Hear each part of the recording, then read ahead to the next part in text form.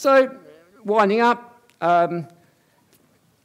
there's a apparently totally bogus claim that the Chinese word for crisis is made up of the characters for risk and opportunity, but certainly every crisis represents an opportunity that couldn't be wasted, an opportunity to look at policies which have been ruled off the agenda on the grounds that they violate one or another political taboo, an opportunity to look at the faults and vulnerabilities that have been identified in the system and try and fix them up.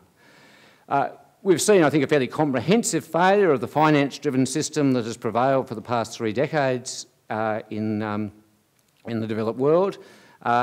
Looking back, that system in turn arose from substantial failures of the Keynesian and social democratic system of policy management that had prevailed and delivered for most of the post-war period exceptionally strong growth and full employment. Some big mistakes made towards the end of that period, leading to stagflation, financial instability and what's been called the fiscal crisis of the state, the commitments of the state to deliver services running ahead of its capacity to finance those services through taxation. I think that's, for the last 30 years, states have been, and the governments have been pushed on the back foot by those failures and by the apparent success of the financial system. They've already been forced into a much bigger role by the failure of the financial system to fulfil its obligations. They're going to need to carry on that role into the future. I think if we plan carefully and look in a clear-eyed fashion at both the failures and the successes of the past, we have a chance to get things right this time. Thank you. Thank you. You spoke briefly about sort of the artificial floor or even propping up of housing prices that the government's are doing right now with its first homeowners and stamp duty exemption.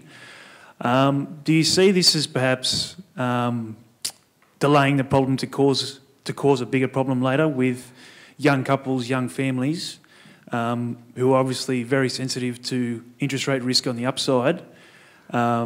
You know, when we finally see a return of interest rates back up at 8 or 9%, we could see huge defaults on housing loans. Well, it's certainly delaying the problem, and while I share those concerns, I guess I also have some sympathy for the government in trying to delay them. I suppose the hope is that we'll manage a gradual decline in house prices in real terms and also relative to incomes, and there'll be a long period before we get back to the kind of expansion that requires 8 or 9% interest rates, and that by that time households will have built up sufficient positive equity through savings that we won't experience that kind of catastrophic failure. But I think it is a substantial risk, one that we've really been skating over. We'll see the first part of it as, of course, the stimulus measures are phased out over the course of the rest of this year. That hopefully that will lead to a modest decline in house prices, but not a collapse.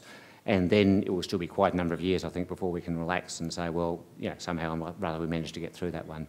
I'm sure Steve will give all the possible things that could go wrong there, and they're certainly there. So I think they're looking at the consequences of allowing a house price collapse. I'm not surprised the government has sought to prevent that happening, and we just have to hope that we can turn that into a gentle downturn. And of course maintain substantially higher loan standards going forward, so that as the stock of loans turns over a bit, we have fewer and fewer people with these very low levels of equity. Hi, my name's Ben Teal. I'm just an interested member of the public. All the better. Excellent. Professor Quiggin, you stated that the government may have difficulties rolling back the explicit guarantees for investment. Yeah. Surely, with what you mentioned as well about having to have very tight regulatory guidelines for certain parts of the banking sector, I ask you, would it not be the most efficient process for the government to simply have that particular part of the banking sector run it, if it's going to be so regulated, nationalise it, keep it completely separate from any sort of investment banking, and it allows them to limit the guarantee to exactly what they want and control it exactly what they wish? Sure. Well, of course, although it only had one line in our fairly lengthy proposal for an inquiry, the suggestion of a publicly owned bank attracted a fair bit of attention. My view is, I guess, that depends very much on the response, on the way in which the situation evolves. That is, if we have a situation where a substantial section of the existing banking sector is prepared to accept those kinds of conditions, then I think there's no obvious need to spend political capital on going all the way to public ownership. If, on the other hand, we're in a situation where most of the existing banking sector is strongly resistant to it, then I think we need to be in a situation where, as the changeover at the end of the current sort of limited guarantee approaches, that people have access to a range of safe and secure options. Now, I think potentially the credit union sector, for example, could supply some of that, but they're very small. The old building society sector, which might have played that role, has disappeared almost entirely.